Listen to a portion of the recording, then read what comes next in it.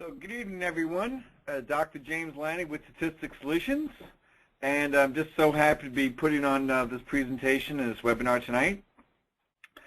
So before we get started, this is March 2014, and I want everyone to really get a clear picture in their brain about seeing themselves graduate and seeing them walking down the aisle with the people applauding. I just really want you to get that visual because you know, we all started school. Remember we all started school? We were all excited to get in. And we were happy to apply and finally get accepted. And now we've come so far. And now we're kind of, as we're moving through it, we're working our way into finishing our dissertation. So let's just get started then. Okay. So this webinar will be around methodology and the IRB and URR. You know, I specifically really just focused on the methodology. Obviously, a lot of the methodology is going to be filtered into the IRB and URR. And I'm happy to take questions about that, you know, at any point with any of these slides that I'm going to show you and share with you. So, but just know that if you have specific IRB, URR questions, around a particular topic, I'm happy to address those. Okay.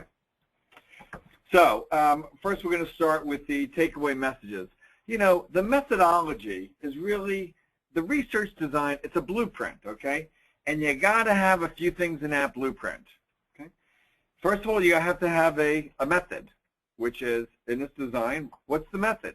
Well, it's going to be quantitative or qualitative or mixed methods, right?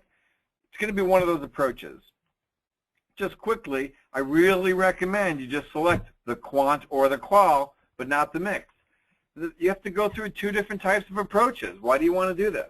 So to the extent that you can just select one of those, great. So you need a method. Every design needs a method. Okay. You need constructs. That is, constructs or variables that you're going to be assessing. The constructs could be intelligence or personality, or it could be people's perceptions around a particular, you know, emergency management system. You have to have constructs really clearly defined, all right? Because what you mean by personality, for example, as a construct, can have 25 different things about it. So you need to be really clear about what construct you're measuring, okay? And then you need a sampling strategy. For sure, right? You need a way to how you're going to access those individuals, and how you're going to, you know, literally how are you going to do this? So how are you going to find these people? All right. By the way, if you don't have one of those three things, you do not have a study. You need a method, you need constructs, you need a sample, right? Critical components. All righty. So what is research? Okay, research basically is following a scientific method. That's what makes my job so easy. You have the same scientific method, and you can slot in any kind of topic. All right. Once you know that method, it's critical. All right. So what is the method? What is the scientific method? Well, it's got numerous components. All righty. So it has. You have to formulate hypotheses or research questions. They have to be testable. If they're not testable, this is not going to help you. So, all right, the scientific method. It's organized knowledge. Well, what does that organized mean? Well, it has a theory, and we'll talk about theoretical construct or theoretical framework. Okay, so it's to be logical. That is, have a theory that we're following, and you have to have observations. It's got to be evidence-based. All right, you just can't anecdotally examine questions. So you have to have evidence. All right. As I just mentioned, you have to have precise constructs. Okay, and then your theory or your hypotheses have to be able to be disproven or falsifiable, and they should be parsimonious. So that means that of several competing explanations, you want the simplest one that captures and understands that data.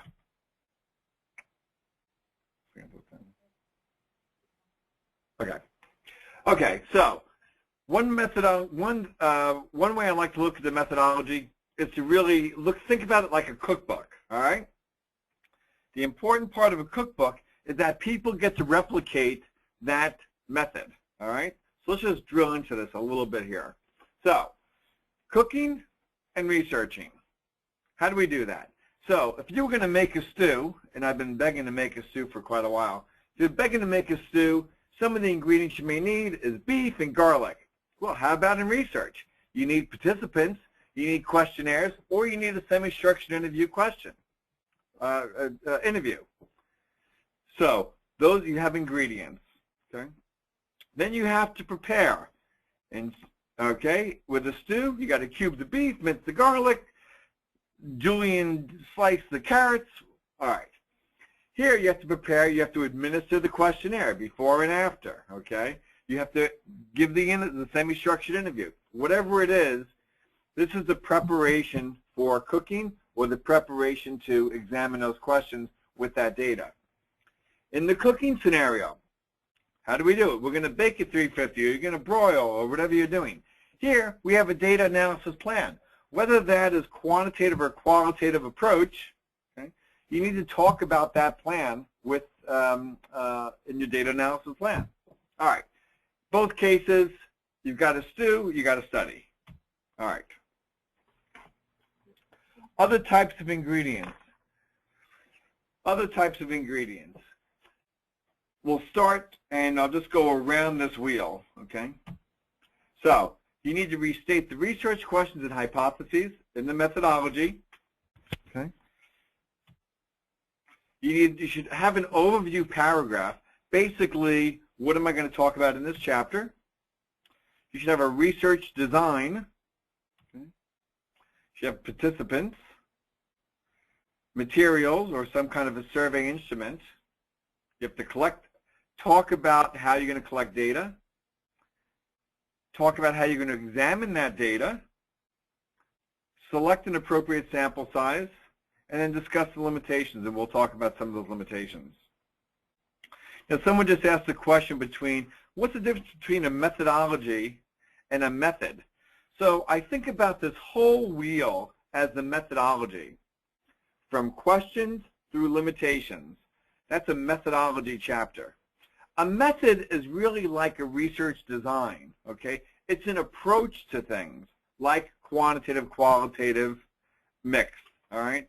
So I want to make that little distinction there.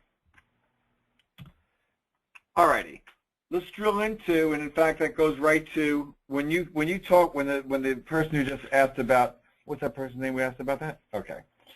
When we talked about what's between what a method is, well, we're talking about research methods too. So here we are. So the methods could be qualitative, quantitative, mixed. Basically, you have a few things. Quantitative things can be counted. Okay, I got this score on a test. I have this many behaviors, this many X, Y, and Z. Something that you can count. Everything else that's not counted, that's qualitative. All right. Mixed, you're obviously using both quantitative and qualitative. What's the goal of these things? Basically, the quantitative is answering what questions and when questions, where in qualitative, you're really asking kind of why questions. How do things happen? Okay, why do people feel the way that they do? Why do they have the perceptions that they do? Now, there's different research methods or strategies of data collection for each one of these. And you know these, well, here we are to tell you. Under the quantitative, I mean, you have different kind of experimental and non-experimental designs.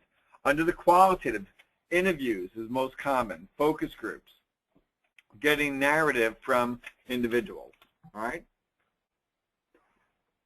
Now, in both cases, you need to operationalize the variables, and you need a sampling strategy, and we'll talk about these in a bit. All right, let's talk about the theoretical or conceptual framework, all right? Now, I say theory is a systematic explanation of behavior or phenomena. The theory is explaining why things are happening, okay? It can help you guide the analysis, and basically what you want to do in your methodology is really link your theories to your research questions. So one thing I've been working on recently is this theory called theory of mind, which is basically empathy, that you can understand and empathize with other people, okay? You think that you can understand they have different intentions, different goals, and so forth, all right? And that you have goals and intentions for yourself as well. Now, the one way that people examine theory of mind or whether people have empathy is to get in a faux pas test. That is, they give people a story, they give participants a story, and they say, did you notice the faux pas in there? Okay, that is, that you've embarrassed the other person in some way, or that you can understand the intentions of another person.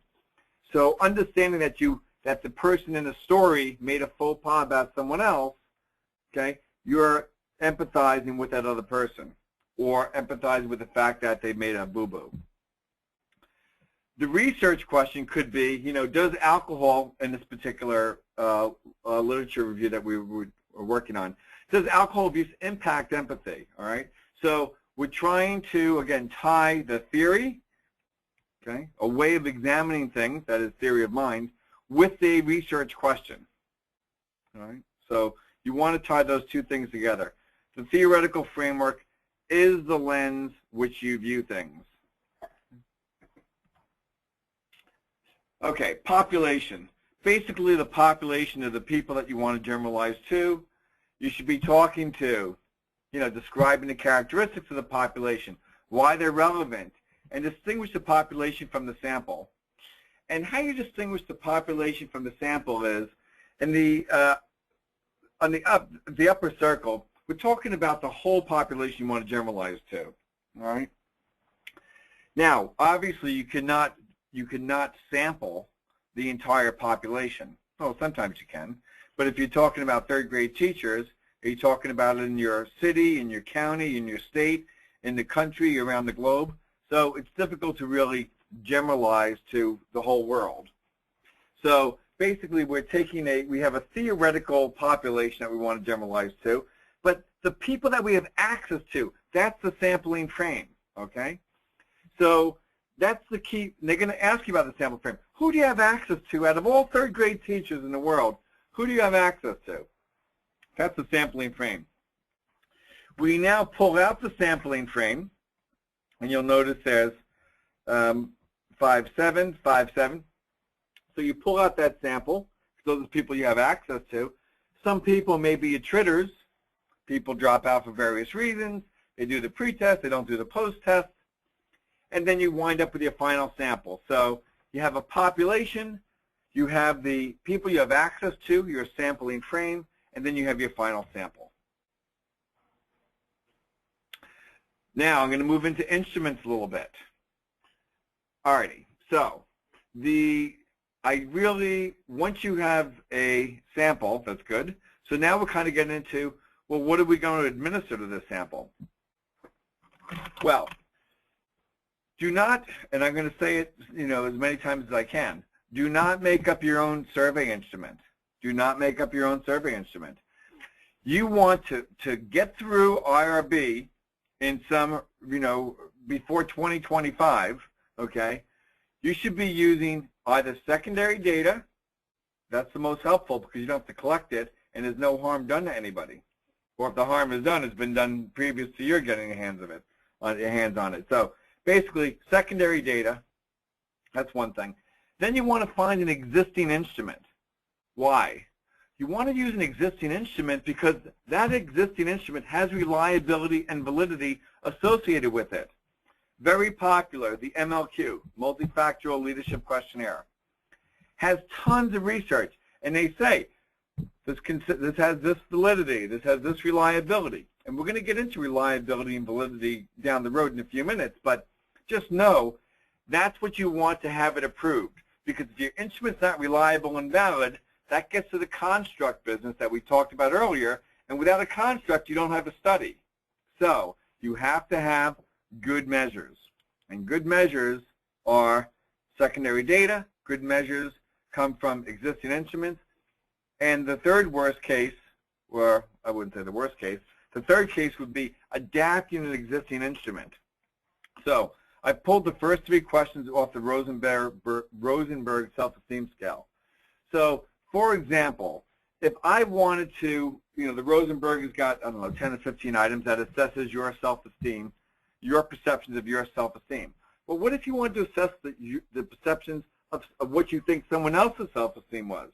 Well, you can change it in this fashion.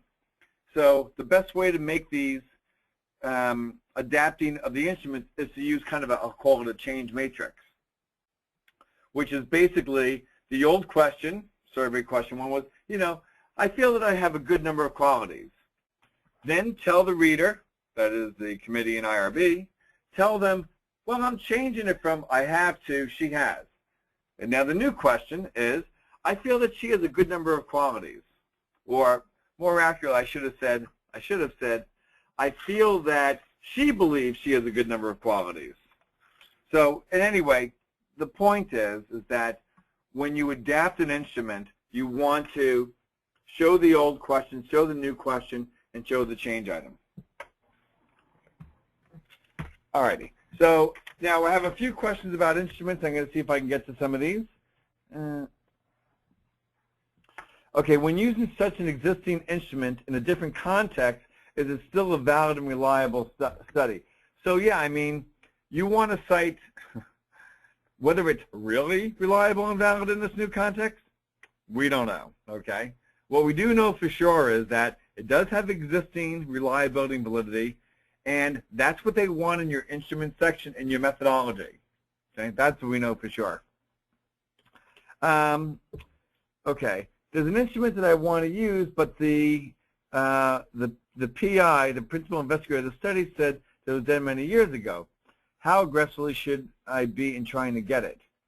From Georgia, she's from the UK. Literally the only study that closely replicates mine. So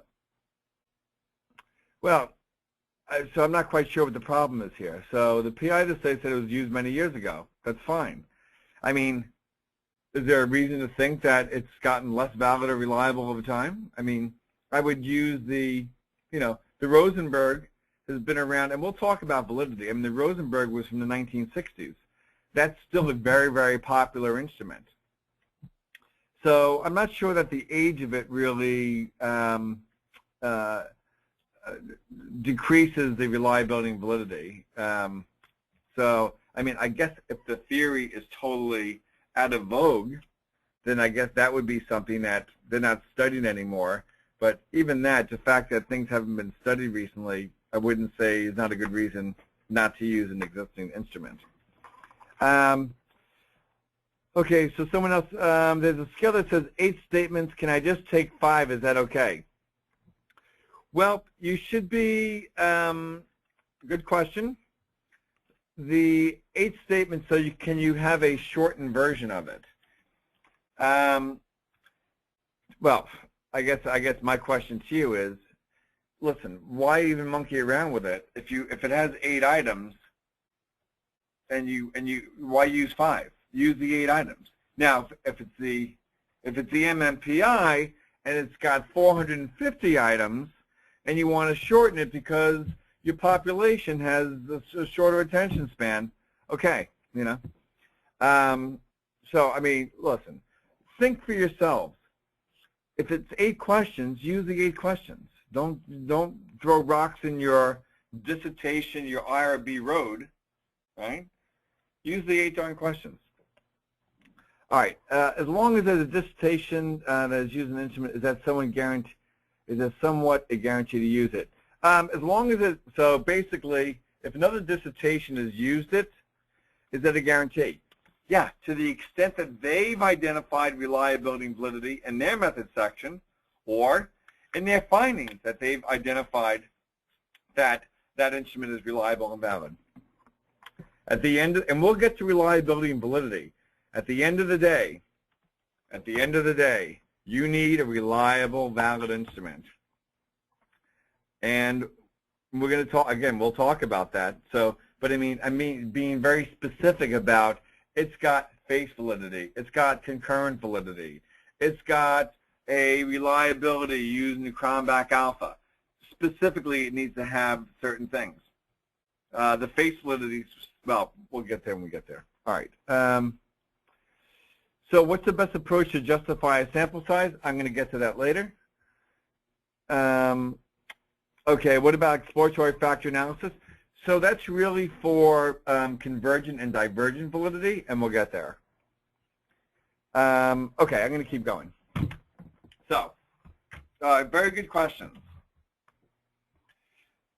All right, under the instruments, people forget, and I mean, at least this is my perspective, that you want the informed consent is actually part of the materials. Okay, so you should have a informed consent, because think about, let's go back for a second.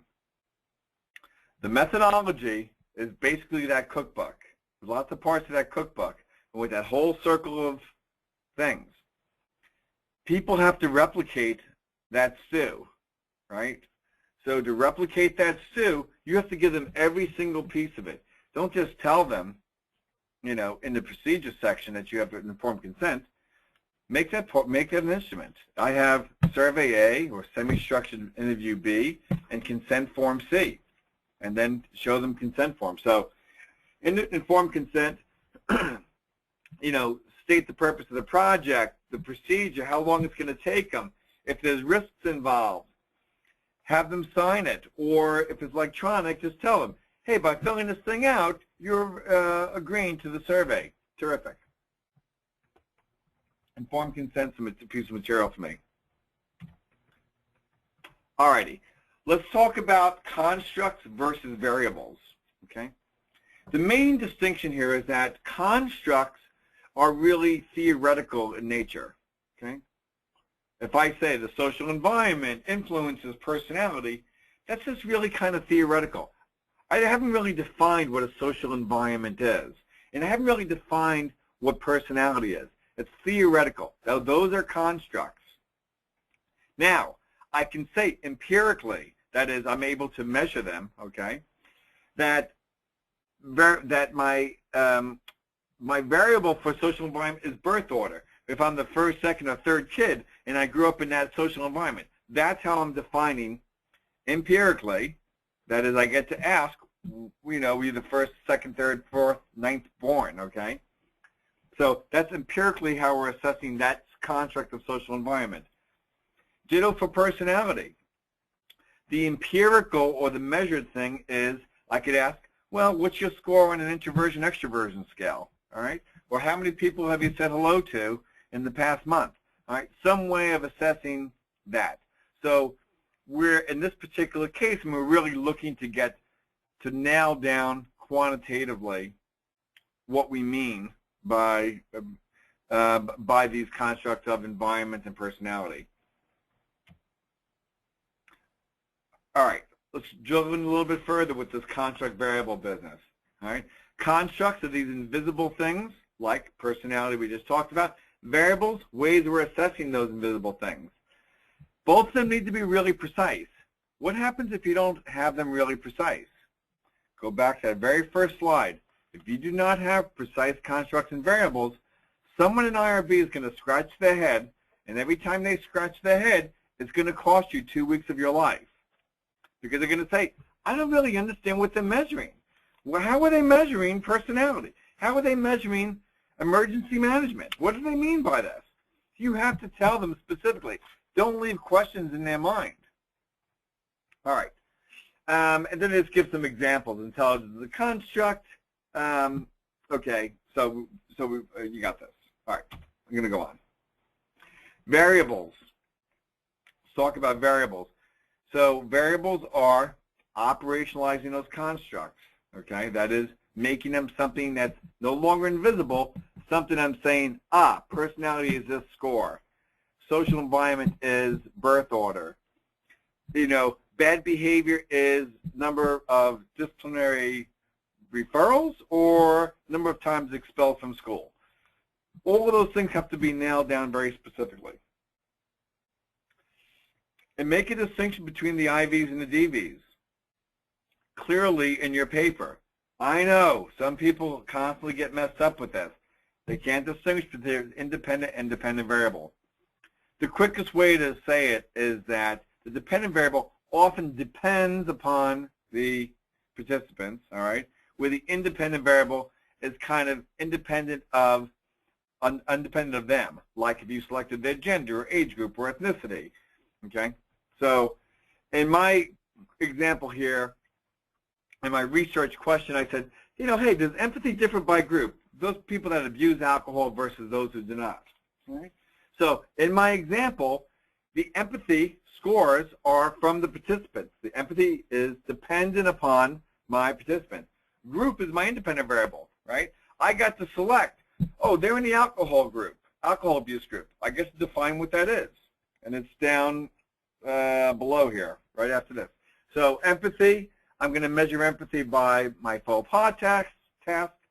Alcohol abuse, I'm going to consider anybody who has 5 more drinks in one sitting.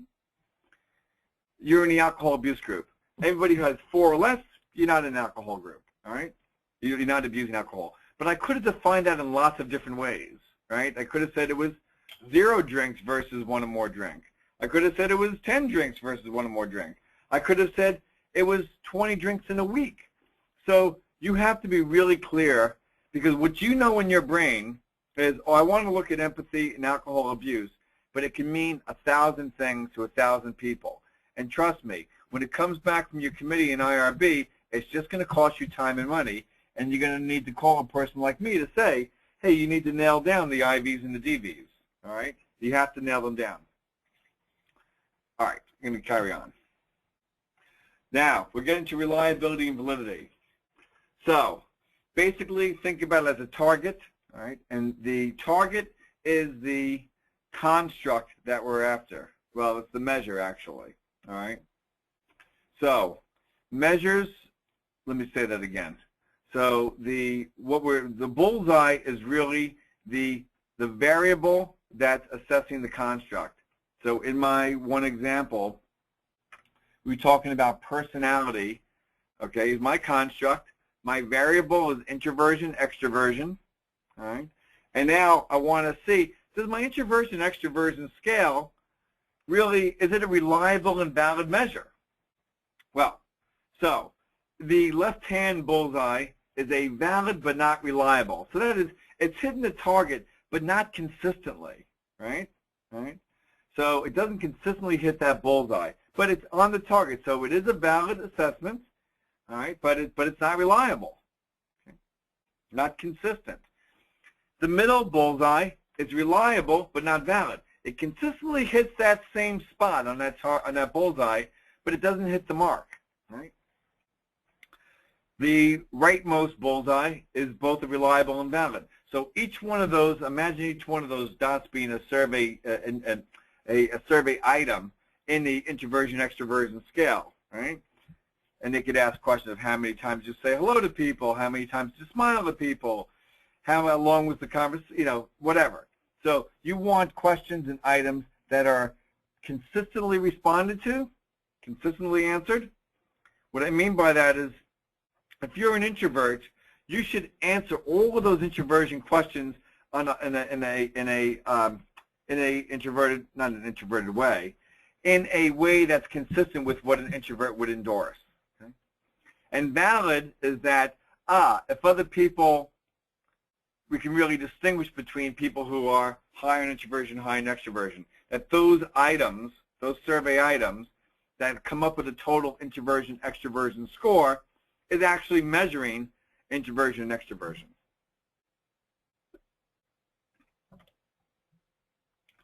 Now, let's go into validity. So, validity, there's lots of types of validity. Internal, external, construct, translational, and criterion related. Basically, well, you want the first, you need at least these top three, okay? Top three every single study. You have to make sure that the internal validity, that the reason for the change in the DV is based on your IV, not something else.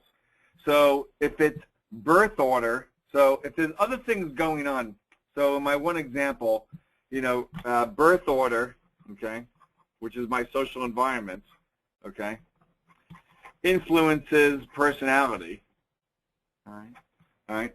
So I better make sure that my introversion, extroversion scores are not caused by something else. Right? I better make sure that everything else is controlled for in that situation. So basically, internal validity is saying, the only thing that's changed is birth order. So how would you do that, right? I mean, one example would be you can give them give college kids a test, and you can say, okay, in this vignette, the family's got 6 kids. Joey's number 1 or Joey's number 5. Is Joey more likely to be an introvert or extrovert? Something of this sort. So again, just want to get rid of those other possibilities.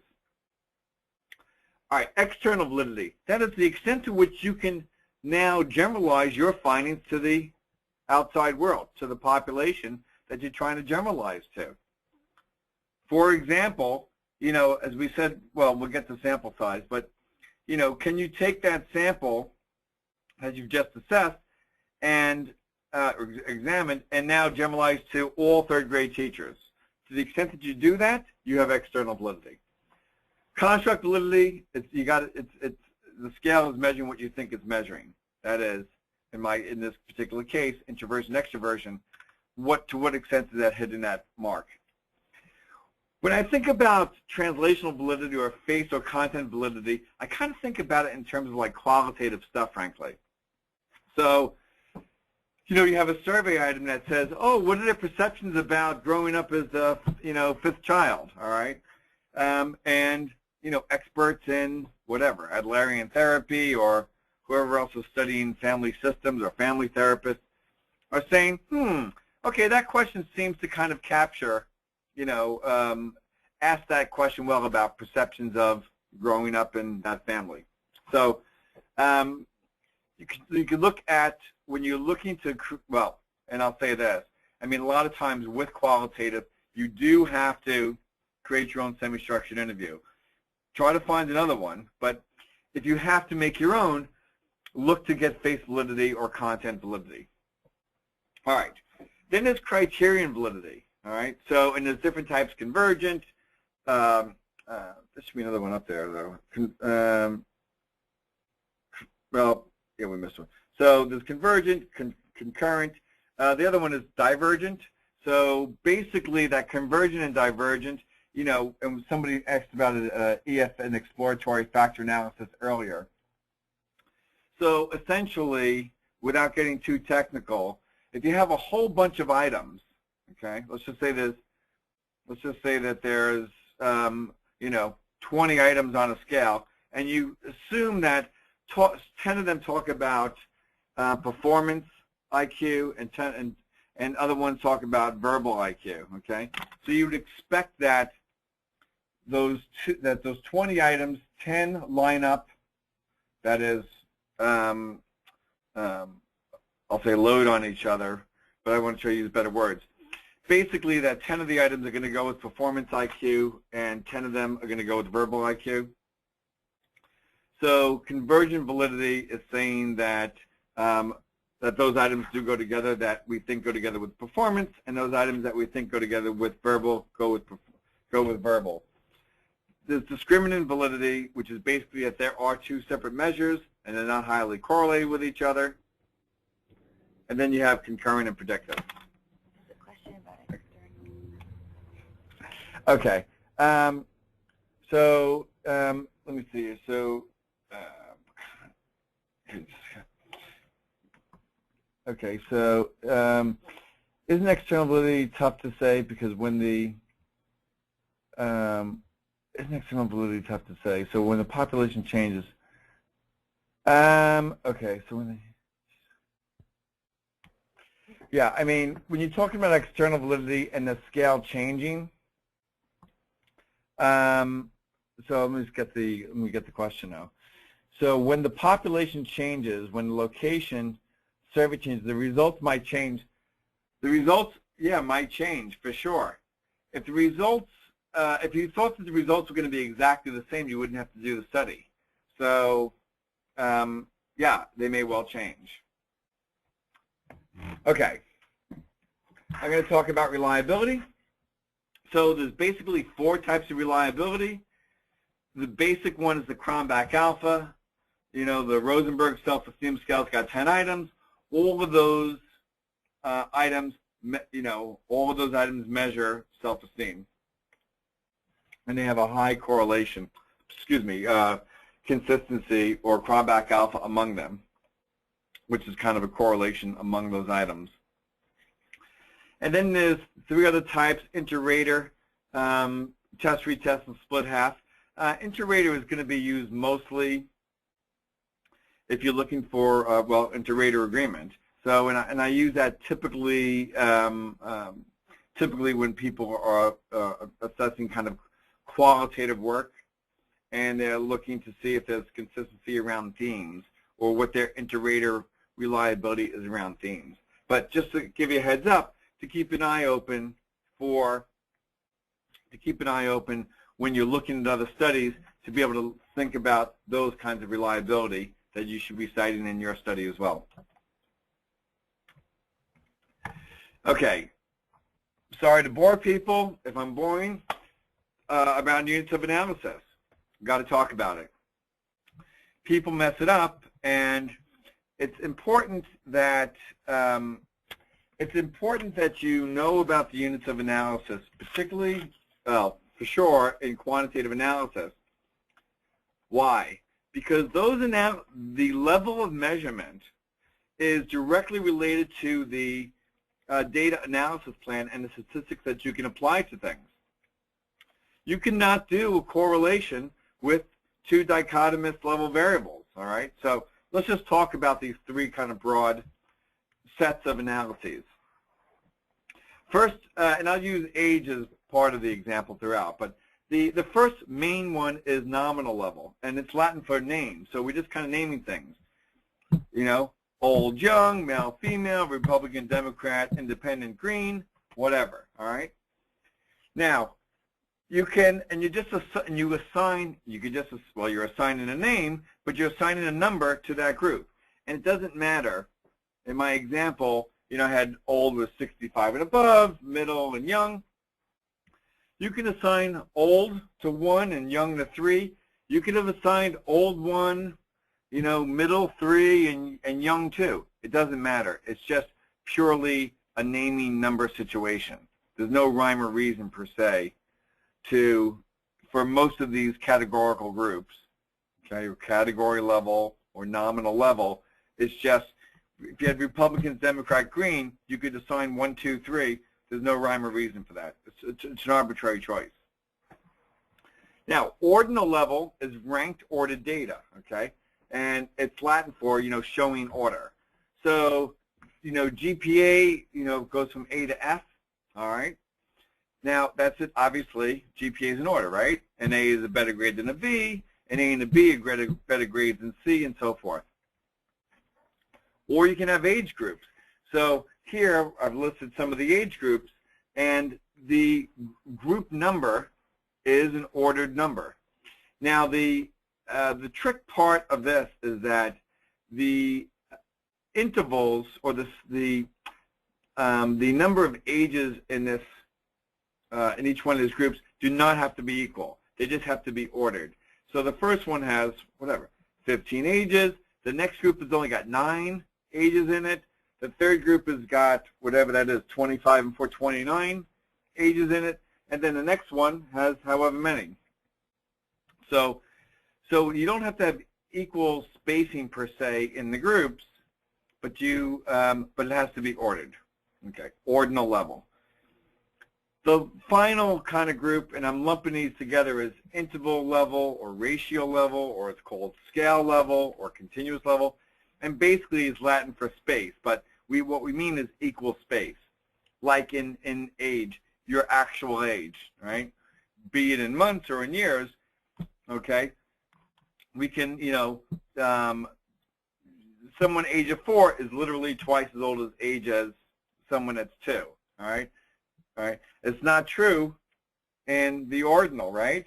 Someone in age group 2 isn't necessarily twice as old as someone in age group 1. All right. So interval ratio, you can kind of talk about magnitude of difference, for example. All right, types of methodology models. Basically, I want to present that theories really explain different phenomena. Okay. All right. Models really are trying to represent that phenomena. And there's lots of different models that are particularly quantitatively that are out there. So there's structural equation models or ANOVA models or time series models, correlational models. So there's lots of ways of representing the phenomena under investigation. Okay, so here's a model. This happens to be a structural equation model. All right. And I want to highlight a couple things here. So one, if you just look at the bottom three circles, we can hypothesize that, for example, that leadership style influences employee satisfaction, and then employee satisfaction influences customer satisfaction. And you can have many more, obviously complicated models. Customer satisfaction could influence net revenue, blah, blah. Okay. So, but what I want to highlight is a few things. That arrows typically say that, that where the arrow's coming from to where the arrow's going, that A is influencing B, or leadership is influencing satisfaction, employee satisfaction. Now, when you have a variable that's in the center, that's often called a mediator variable. What's a mediator variable? A mediator variable is a variable that explains the relationship. All right? So what I mean by that is that a mediator, let's just take leadership as the independent variable, customer satisfaction as the outcome variable, and employee satisfaction as the potential mediator variable. So what a mediator is saying is, well, let's just say it this way. In those bottom three circles, what I'm proposing here is that leadership influences customer satisfaction, and how it influences it is through employee satisfaction. And employee satisfaction carries that relationship, so to speak. That's a mediator. Now, moderators are different. While mediators explain the relationship, moderators talk about strengthening or weakening a relationship. So in this particular case, perhaps leadership style may or may not influence employee satisfaction, but we can hypothesize that the length of time that the employee has been there, their tenure, could strengthen or weaken that relationship. All right, so moderators strengthen or weaken, mediators explain. And that's a model. All right? By the way, it's a nice way to, when I see people with lots of different variables, and sometimes they don't tie them all together.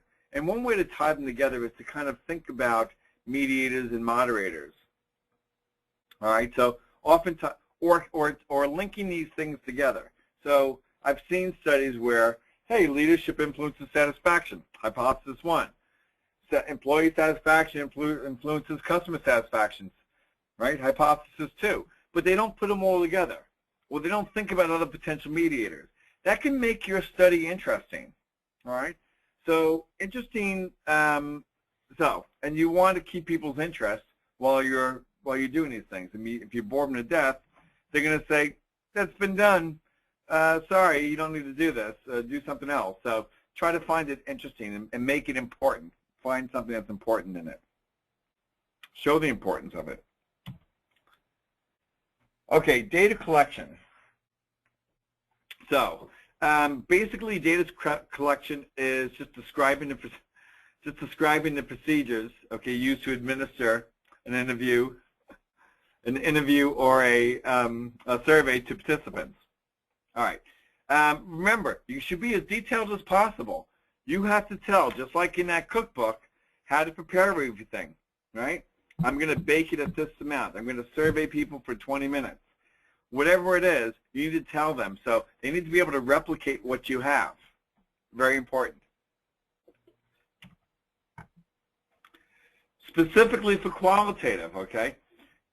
Tell them how you're going to get these people, how you selected the data to be collected, how long the interviews are going to be. Are they going to be 20 minutes or an hour and 20 minutes?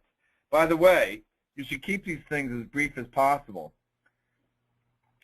Our job at Statistics Solutions is to get people expedited through the process. Don't make it hard on yourself, and don't make it hard on us. Keep the interviews relatively short. Ask the questions you need to ask. Get the suckers transcribed and send them over. All right. So you want to keep these things, tidy. All righty. So data collection. How are things being recorded? What's your role as a researcher to those participants? Well, I work with those participants that I'm interviewing, or I'm in that field, whatever it is. Disclose that. Quantitative, basically, what are the procedures you're using to administer those measures? Okay, pilot test. I don't want any of you to pilot test. Why don't I want any of you to pilot test? Because I don't want you to make your own instrument up, all right? I want you to find an existing instrument, right? Right. Okay, so, but if you had to develop your own instrument, pilot test it. They're going to make you pilot test it. By the way, it's going to cost you another month of your life paying tuition because they're going to make you go out and pilot test. So, if you must, okay, or if you're masochistic and you say, I have to create this instrument, here's what you're going to have to do. Pilot test it.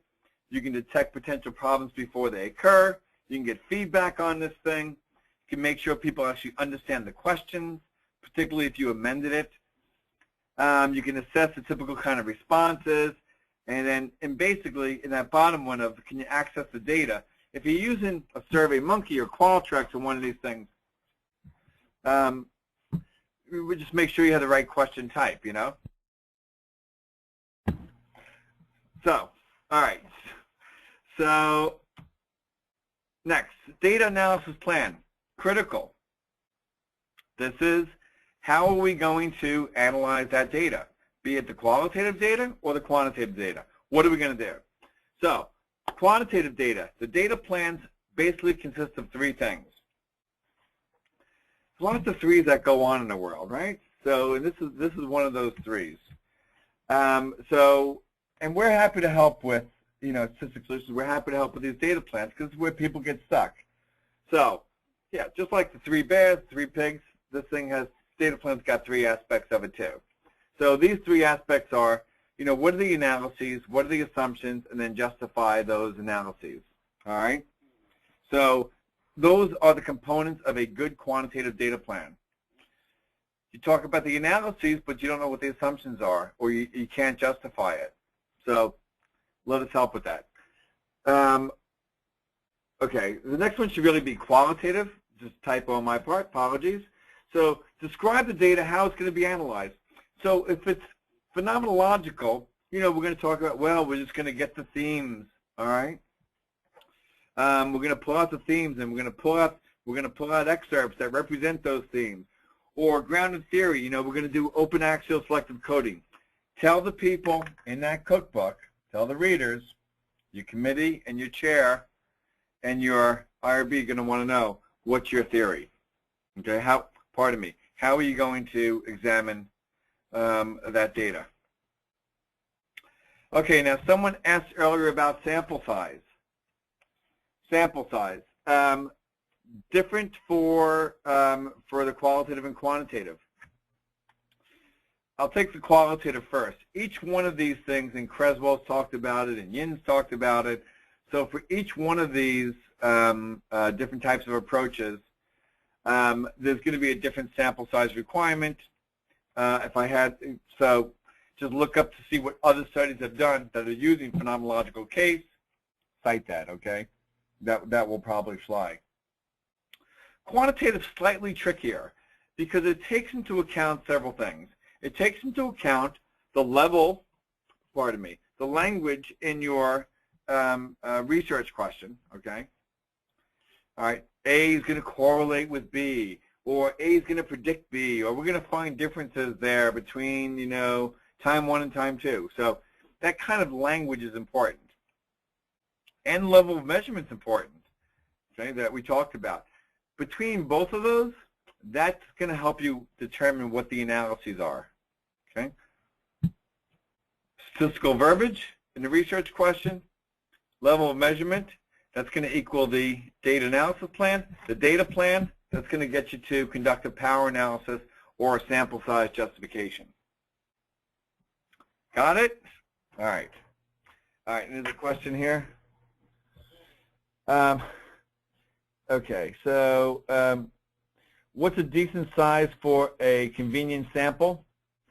Listen, whatever people will let you get away with, I don't know what the convention is for that offhand. And again, I mean, I don't think there's any God-given rule for any of these things. So don't know the answer to that. But again, I would look at other people who've done convenient sampling and see what they've used. All right. So okay, so somebody asked, okay, so what are the three aspects of the data analysis plan? Certainly for the quantitative, I'll go back.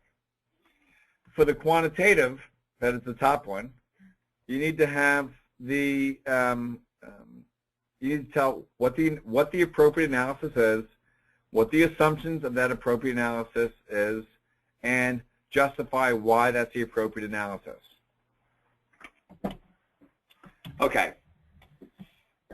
Assumptions, limitations, and limitations. So assumptions, these are things out of your control, all right? All right? But that you assume, right, that participants are going to answer honestly. That's an assumption. Talk about all the assumptions that you have no control over, but you believe are what's going to happen. Limitations, again, out of your control, like threats to your validity or external validity, for example. Okay, so can you generalize to all third graders all over the world? No. If you've assessed people in the Southwest, you may not be able to generalize to the Northeast part of the country, or to a different country, or if you have third grade teachers, you may not be able to generalize to 8th grade teachers or kindergarten teachers. So those are limitations of your study.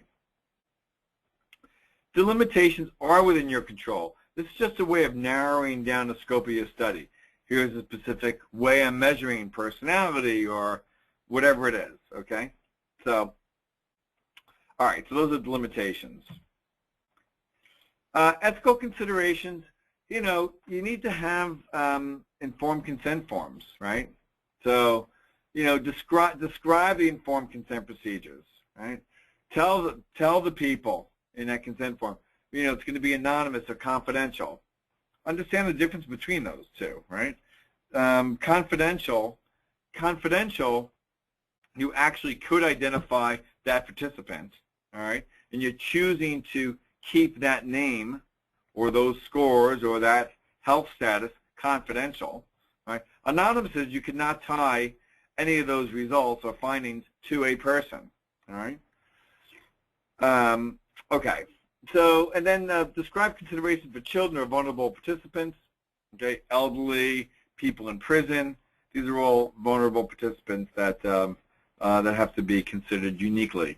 By the way, all of those, that latter part, another rock in the road, I mean, I talk to people, all day long, and what they say is, well, I'm studying, sexual abuse of prison or prison guards. Okay, I mean, how is that are they gonna be honest? I mean, I don't know. I'm sure they are, but trying to get it through IRB, just heads up about that. Make your life easy. Graduate 2014. That's the goal here. All right, so we are at 9:25. We're in the question and answer place. I'm very proud. Almost everyone that's come on has stayed on here. Thank you all. That's very nice of you. Okay. Okay. So let me just say something else about this. So the question is, I'll be interviewing, deaf children, phenomenological study. My methodologist suggested that IRB will question what types of support professionals will have available for the parents in the interviews if there's a meltdown. Yep. So, right. So if people have the option, well, let me say that differently. If people could potentially become uncomfortable or anxious or depressed or suicidal, or, harm somebody else or harm others. Yes, you have to have other things in place. So you want to have, in that consent form, you can contact Dr. So-and-so. Someone else has had a meltdown, right? One could presume. Some people, obviously, anybody could have a meltdown, but, deaf children, perhaps ask them about it, I don't know how old these kids are, if there's other comorbid kind of diagnoses going on there or not. But I guess the point is, yes, you do need a kind of backup. So you need to tell people, what are the kind of resources they can access. All right. Should they become uncomfortable? Should they, not want to finish the interview or finish the questionnaire? So having said that, if your field is working with deaf, yeah, sometimes you just need to be working within that population. That's fine. Work within that population. All right. So let me see. Can I get a copy of the webinar and the previous webinars on DVDs or transcript? I don't know. I just think I just found a new you can get it for free, but if you'd like to make a donation, Ethel, you could put it. No, you could just it's going to be posted on our website, and it's absolutely free. It's just a service to have people graduate in 2014. Okay, so it's a great summary, helpful, very helpful at the time. Need this info? You're welcome. You're welcome. Thank you. Okay, copies of the webinar. Is it likely to get IRB approval? Know what's going on here? Lots of thank yous. Thank you for your thank yous. Thank you. Thank yous. Thank you. All right. All right. Thank you. Thank you. All right. Amazing. Thank you. All right. All right. Fine. Now I guess we're ending here. I guess we're going right to the end here. So I appreciate your thank you. So I want to go back to where we started, which is the image of you. Go back. Put the picture in your brain. Let's go back one more step. All right? Everyone just hang in there with me for another 1 minute, okay? I want everyone to think about something that they've done successful, right? Everyone graduated college, right? Have that image in your brain. You graduated with your bachelor's degree. Every one of you, all right? Where is that place in your brain? Now move you're graduating from your doctorate in that same place in your brain, okay? Have it become bigger. Have it envelop your brain, envelop your image. See yourself doing it, all right? Now, also, see Statistic Solutions in there helping you. We're going to be there applauding for you, all right? So you get the support you need. There's another webinar. Well, we have one-to-one consulting services. We're happy to help you. Phone number and email.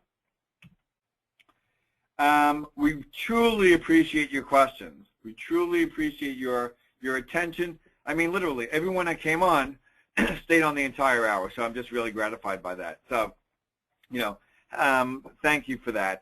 Next webinar, we're talking about results and discussion chapter, Wednesday, April the 23rd at 8:30. Thank you all. I love you all. Go graduate. 2014 graduation. Thank you all so much. Call us with any questions, Carmen, or email us. Carmen will be happy to triage your call or email. And we look forward to being of help. Have an awesome 2014. All right. Bye, guys.